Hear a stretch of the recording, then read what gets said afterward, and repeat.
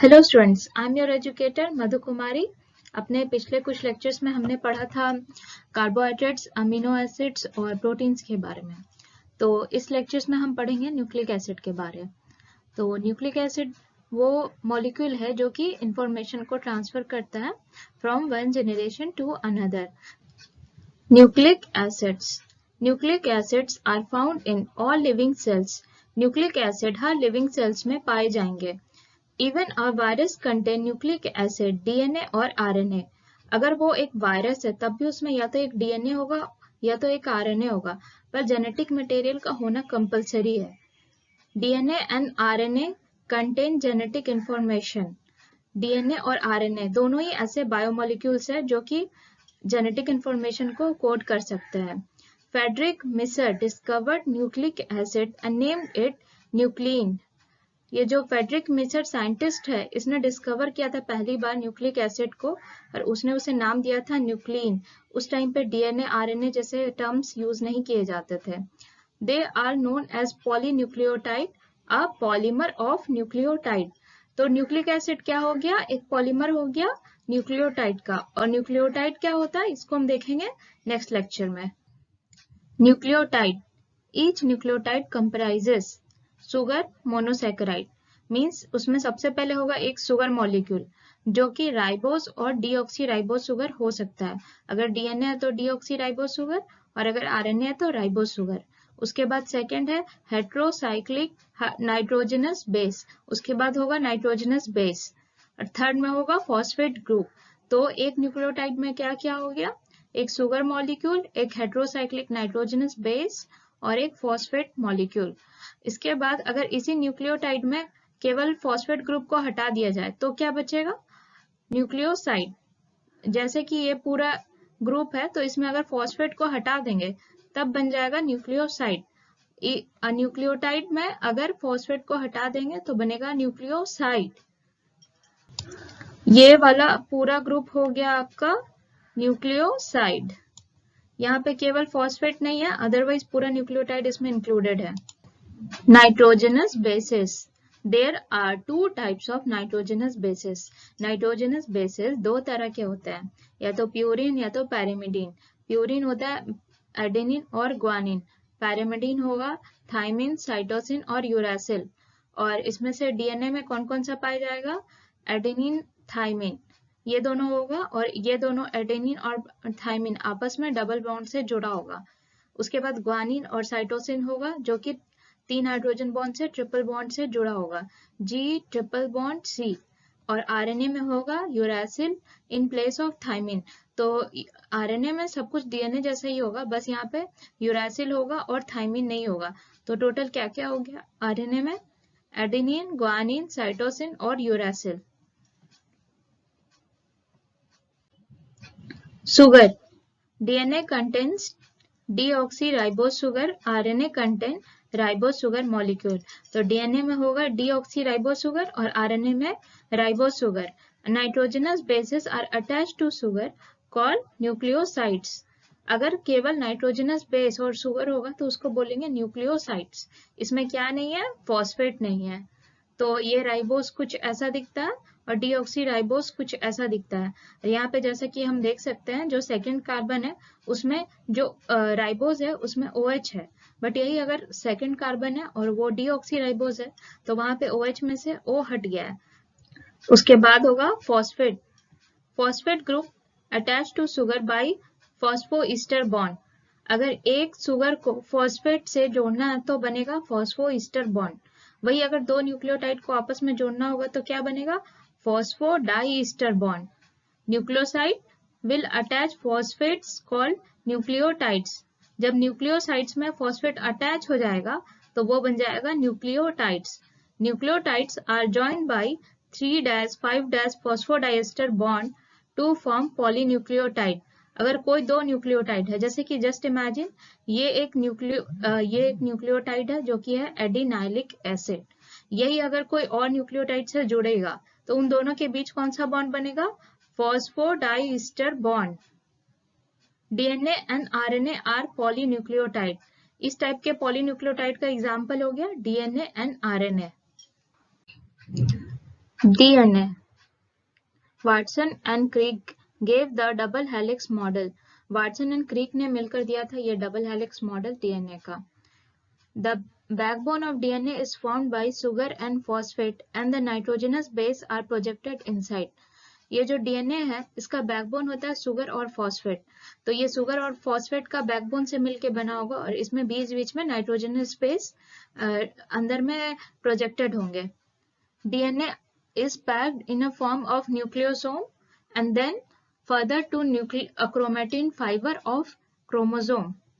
तो डीएनए सबसे पहले आपस में मिलकर बनाएगा nucleosome and then further to chromatin fibre of chromosome. तो पहले सबसे फर्स्ट में बनाया है न्यूक्लियोसोम्स और सेकंड में बनाया है क्रोमेटिन फाइबर्स. क्रोमेटिन फाइबर मिलके ही फिर बनाएगा chromosomes. DNA consist of antiparallel strands of polynucleotide chains. जो डीएनए होता है उसमें जो दो स्ट्रैंड्स है वो आपस में एंटीपैरल डायरेक्शन में जुड़े होते हैं. जैसे कि अगर पहला स्ट्रैंड 5 डैश से शुरू हुआ तो खत्म होगा 3 डैश में, वही दूसरा एंड उसके एंटीपैरल होगा, मतलब 3 डैश से शुरू होगा और खत्म होगा 5 डैश में. और अगर इसी डीएनए को अगर बड़ा करके देखा जाए मैग्नीफाइंग स्ट्रक्चर तो ये कुछ ऐसा दिखेगा. यहाँ पे जो दो न्यूक्लियोटाइड है ये और ये अगर सेम स्ट्रैंड के न्यूक्लियोटाइड है तो वो आपस में जुड़े होंगे बाई फॉस्फोडाइस्टर बॉन्ड. बट वही अगर दो अलग अलग स्ट्रैंड का न्यूक्लियोटाइड है, जैसे कि ये मान लीजिए एक स्ट्रैंड है और ये दूसरा स्ट्रैंड है, तो इन दोनों अलग अलग स्ट्रैंड के न्यूक्लियोटाइड अगर आपस में जुड़ेंगे तो ये बनेगा हाइड्रोजन बॉन्ड. अगर थाइमिन और एडेनिन है तो इन दोनों के बीच में बनेगा डबल बॉन्ड. वही अगर ग्वानिन और साइटोसिन है तो इनके बीच में बनेगा triple bond. Each helical turn is composed of 10 base pair with a pitch of 34 angstrom. एक डीएनए के टर्न में 10 बेस पेयर होंगे और उनका मेजरमेंट होगा 34 एंगस्ट्रम. यहाँ पे नैनोमीटर में लिखा हुआ है पर अगर इसको कन्वर्ट कर दिया जाए एंगस्ट्रम में तो वो हो जाएगा 34 angstrom. And the distance between any two base pair is 3.4 angstrom. वही अगर दो न्यूक्लियोटाइड के बीच की डिस्टेंस की बात करें तो वो होता है 0.34 नैनोमीटर और 3.4 एंगस्ट्रम. यहाँ पे हम लोग पेयरिंग के बारे देखने वाले हैं जो कि डीएनए में होता है. तो डीएनए का जो पेयरिंग होता है वो कुछ इस टाइप से होता है कि प्यूरिन हमेशा पैरामिडिन से ही पेयर करता है. तो प्यूरिन कितने तरह के हो गए, एडेनिन और ग्वानिन. तो एडेनिन और ग्वानिन किसे किसे बाइंड करेगा, अगर एडेनिन होगा तो थाइमिन से बाइंड करेगा. थाइमिन हो गया पैरामिडिन और एडेनिन हो गया प्यूरिन. वहीं पे अगर ग्वानिन है तो वो बाइंड करेगा साइटोसिन से. यहाँ पे ग्वानिन हो गया प्यूरिन और साइटोसिन हो गया पैरामिडिन. तो पैरामिडिन में क्या क्या आएगा, साइटोसिन, थाइमिन और यूरासिल. वही प्यूरिन में आएगा एडेनिन और ग्वानिन. तो जैसा कि यहाँ लिखा है adenine pairs with thymine by 2 hydrogen bonds. Adenine और थाइमिन के बीच में 2 hydrogen bond. Guanine pairs with cytosine with 3 hydrogen bond. Guanine और साइटोसिन के बीच में 3 hydrogen bond. Ribonucleic acid RNA. The RNA molecule is also composed of phosphoric acid, pentose sugar and some cyclic bases containing nitrogen. तो जैसा कि RNA भी एक nucleotide का बना हुआ है तो उसमें भी वही सेम कंस्टिट्यूएंट्स होगा जो कि डीएनए में होता है. तो न्यूक्लियोटाइड किसका किसका बना होता है, phosphoric acid, pentose sugar and nitrogenous bases. तो यही सारी चीज यहाँ पे आरएनए में भी होंगे. तो आरएनए का जो सुगर होता है वो होता है beta D ribose. RNA has beta D ribose in it as sugar moiety. The heterocyclic bases present in RNA are adenine, guanine, cytosine, uracil. यहाँ पे एडेनिन और गुआनिन क्या हो गया, प्यूरिन. साइटोसिन और uracil pyrimidine. The RNA generally consists of single stranded. RNA हमेशा या normally single stranded होता है. There are 3 types of RNA molecules, each having specific function. तो आरएनए 3 तरह का होता है, messenger RNA, ribosomal RNA and transfer RNA. Messenger RNA को एमआरएनए बोल सकते हैं, राइबोसोमल आरएनए को आरआरएनए बोल सकते हैं और ट्रांसफर आरएनए को टीआरएनए बोल सकते हैं. अभी तक हमने जो भी पढ़ा है ये उन सबका समरी है। यहाँ पे फर्स्ट में नाइट्रोजनस बेस, फिर न्यूक्लियोसाइड, फिर न्यूक्लियोटाइड। तो नाइट्रोजनस बेस में आ जाएंगे एडेनिन, गुआनिन, थाइमिन, साइटोसिन और यूरासिल, जिसमें से एडेनिन और गुआनिन हो गया प्यूरिन, और थाइमिन, साइटोसिन और यूरासिल ये हो गया पैरिमिडीन। वही न्यूक्लियोसाइड में एडिनोसिन और गुआनोसिन प्यूरिन के न्यूक्लियोसाइड है, और thymidine, cytidine and uridine pyrimidine के न्यूक्लियोसाइड है। न्यूक्लियोटाइड में adenylic acid, guanylic acid, thymidylic acid, cytidylic acid, uridylic acid, ये सारे हो गए पैरिमिडीन के न्यूक्लियोटाइड। ये डायग्राम है एडेनिन का, ये डायग्राम है यूरासिल का। ये दोनों एनसीईआरटी बुक में डायग्राम दिया हुआ है, इसलिए इसको याद रखना है, एडेनिन और यूरासिल। प्यूरिन में से एडेनिन का डायग्राम इंपॉर्टेंट है और पैरिमिडीन में यूरासिल का डायग्राम इंपॉर्टेंट है। और यूरासिल पाया जाता है केवल आरएनए में। उसके बाद एडेनोसाइन का ये डायग्राम है और एडिनाइलिक एसिड का ये डायग्राम है। Functions of nucleic acid. Nucleic acid are responsible for the transmission of inherited characters from parents to offspring. जब भी कोई कैरेक्टर है उसको किसी पेरेंट से ऑफस्प्रिंग में आना है या कोई एक जनरेशन से दूसरे जनरेशन में जाना है, तो उसके लिए न्यूक्लिक एसिड रिस्पॉन्सिबल है। मतलब न्यूक्लिक एसिड जो कि डीएनए होगा या तो आरएनए होगा, तो वो ही कोड करता है सारे इंफॉर्मेशन को, और वो कोड करता है किस फॉर्म में, ATGC। तो ये जो ATGC वाला फॉर्म है, उसी फॉर्म में वो कोड करता है कोई इंफॉर्मेशन को, और फिर वो इंफॉर्मेशन जाता है एक जनरेशन से दूसरे जनरेशन में। And they are responsible for the synthesis of protein in our body. ये प्रोटीन बनाने के लिए भी बहुत इंपॉर्टेंट है, क्योंकि न्यूक्लिक एसिड हो गए जैसे कि डीएनए, तो ये डीएनए बनाएगा आरएनए, और ये आरएनए मिलकर फिर बनाएंगे प्रोटीन। तो जब डीएनए से आरएनए बनता है तो उस प्रोसेस को बोलते हैं ट्रांसक्रिप्शन, और आरएनए से प्रोटीन बना उसको बोलते हैं ट्रांसलेशन।